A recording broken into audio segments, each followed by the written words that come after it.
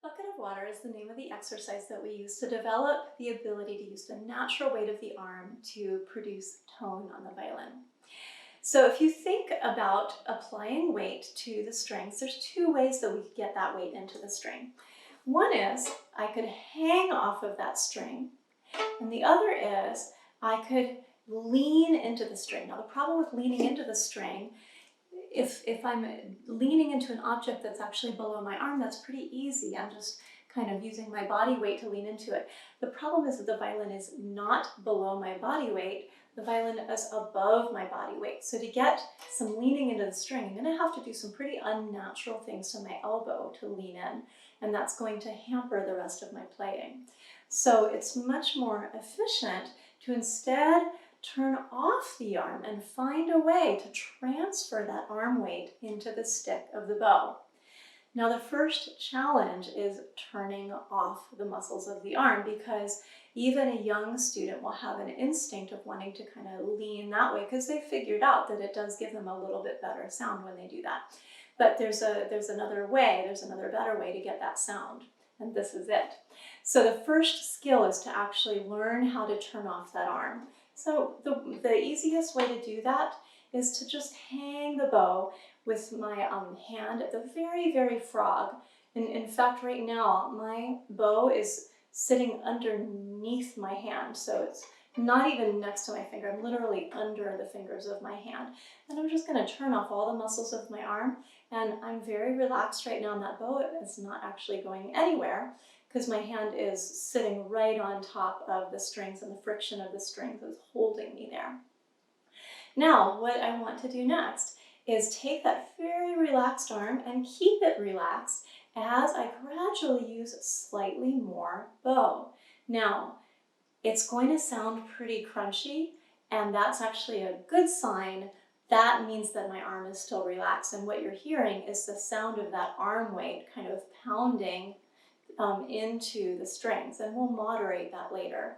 So I'm going to do this on the two middle strings, because between the two of them, they'll absorb some of that weight of my arm. And I'm not going to go very far. I'm just going to use a little bow. And you can hear that very gritty, dirty sound, and we're going to learn to love that dirt. Now, after I can successfully keep my arm turned off using that very small amount of bow, I'm going to wander out a little further. And I was able to keep my arm turned off, even though I was going maybe 1/4 of the bow. Now, I'm going to go half of the bow. And at this point, something has to start happening in my hand to allow me to keep that arm weight in.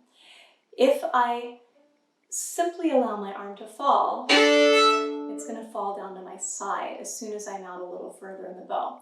But if I use my thumb to hold up the back end of the stick, then I can hang off of my first finger while my thumb holds up the stick from underneath, and that allows me to continue having a heavy arm even as I'm out further in the bow. And then that thumb is not required anymore once I return to the bottom. So I'm going to start by hanging my arm. At the extreme, my thumb is working to help me. And as I return, my thumb turns off again. Now, don't pause in the middle, because it's actually a lot easier to just keep the sensation of the arm weight if you just go there and back again. But do know that the thumb is going to need to pick up the slack. So you'll feel that thumb sort of dial up as you progress down the bow, and then dial back down as you return. And then our last step is to do the full bow. And at that extreme of the bow, the thumb is really doing most of the sound production. However, it is useful to tell yourself that you're still hanging your arm, even though in terms of physics, you may not really be hanging at that extreme, but it's easier to coax yourself into the illusion that you are, because that allows you to pick up that sensation of hanging as soon as you're out of that very extreme far reach of the arm. So in my mind, I'm hanging the whole way there and back again. Now, also notice it does take me longer to get out to the tip.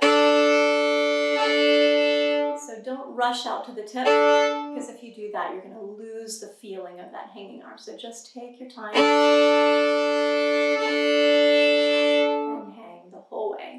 And that's a really great warm-up for your tone before you do any other playing of the day. Just remind yourself what it feels like to have that relaxed, heavy arm.